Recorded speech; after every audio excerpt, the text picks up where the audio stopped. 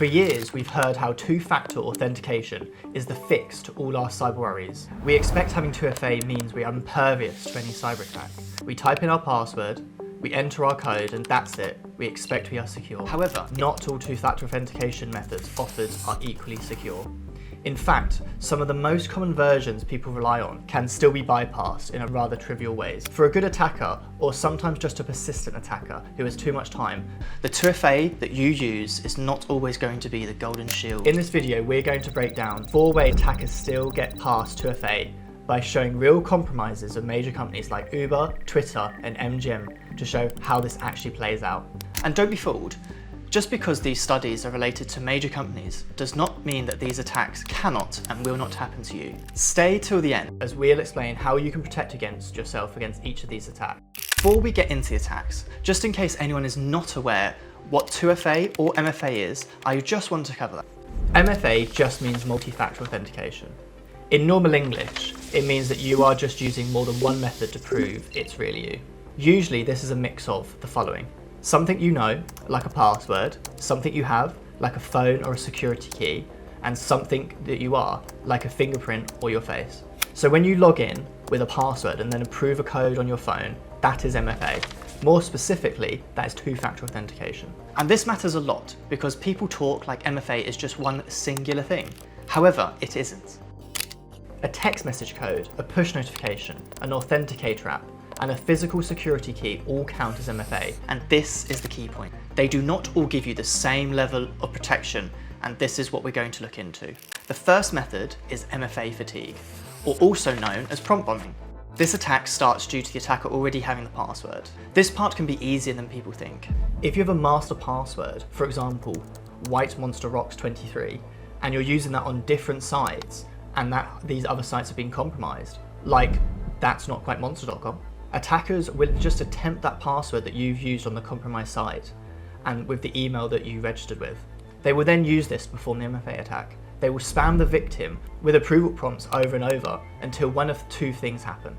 The person gets confused and accepts it, or the person gets annoyed and accepts it thinking it's their own device. I have seen firsthand how attackers can send corporate logins to 2FA at around 9 AM, the same time you're logging into the work, for the hopes that you will unintentionally approve this malicious login without realising. Uber's 2012 breach is a textbook example of this occurring.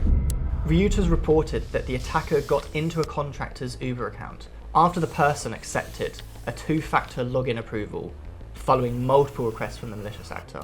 In this instance, the attacker didn't have to perform any complex attack. They just simply sent the request at the right time and the approval was given. And this is fairly common. A prompt will pop up. You might think it's your VPN dropping out. However, this is where the malicious actor will slip in. Microsoft has attempted to fix this through implementing number matching as a method of 2FA. Instead of a random buzz on your phone asking you to approve, it forces you to enter a number shown on the login screen.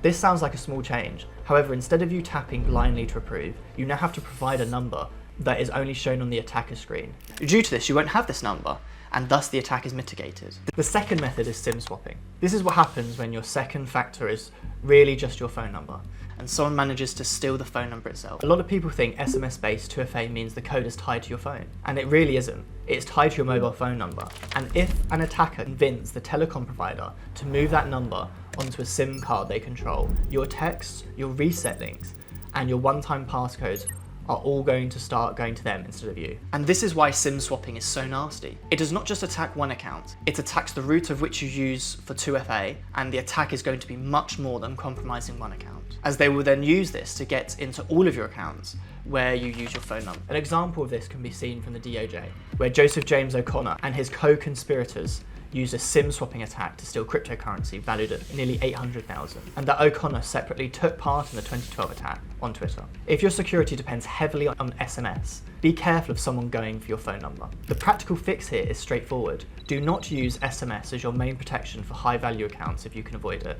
Put a PIN or password on your mobile account with the carrier, and move important accounts to an authenticator app like a passkey or a hardware key instead. Because the problem is not just that SMS is old, the problem is that it relies on the third party not being socially engineered to give your identity away, which means that the weakest link is not inherently you. The third method used is phishing proxies, also called adversary in the middle. or proxy in the middle. This is where things get a tiny bit more technical, so stay with me here. Old school phishing was very basic. Here's a fake login page, type in your password, and we've got your login. However, attackers have got smarter. Instead of just stealing your password and it being obvious as soon as you put your password in that you've messed up, malicious attackers have created a site that sits between you and the real website. Now, your details go to the fake page, it forwards them to the real service in real time. The real service asks for MFA, and this is then forwarded to you. You complete the MFA challenge, but what happens is the attacker in the middle uses that successful part to log in as you, and now they can log in as you. So yes, technically you did use MFA. However, you were just tricked on behalf of the attacker, and you've given them access in. Microsoft documented one campaign that targeted more than 10,000 companies, and they were able to steal passwords plus session cookies, which allowed attackers to skip the authentication process, even when MFA was enabled. Mandiant put it even more clearly. Once the session token is stolen, stealing that token is basically stealing authentication, basically stealing the authentication of the end user. If that is a bit confusing, the easiest way to picture it is like airport security. Your password gets you to the checkpoint, but MFA is what gets you through. But then the attacker steals your wristband that proves you already passed security. And suddenly they're walking around inside without ever standing in line themselves. They even give you a copy of your wristband, so you don't even know this has happened, while they're waddling around pretending to be you. And this is why this attack matters so much. It is not that your password was weak, it is that the attacker stole the proof that you already had and passed the checks. The strongest fix here is a phishing resistant MFA, especially passkeys or hardware security keys. That is because they're tied to a real domain. So a fake site cannot just relay your login in the same way and collect a reward. And this is the point where saying I have 2FA and I have good 2FA become two very different sentences. The final method that is used is social engineering attacks, specifically on the help desk. This is because sometimes the cleanest way to get around security is not to beat the security system, it is to find where humans are involved and just get them to change it for you.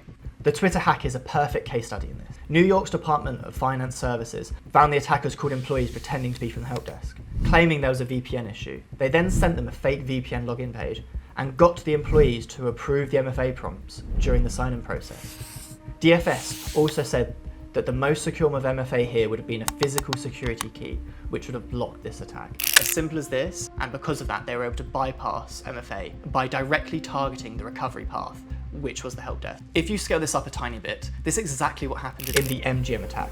Reuters reported that Scattered Spider, the APT, the Advanced Persistent Threat Group, was tied to the MGM breach, and noted that the group was known for using social engineering to obtain credentials or one-time codes and bypass MFA.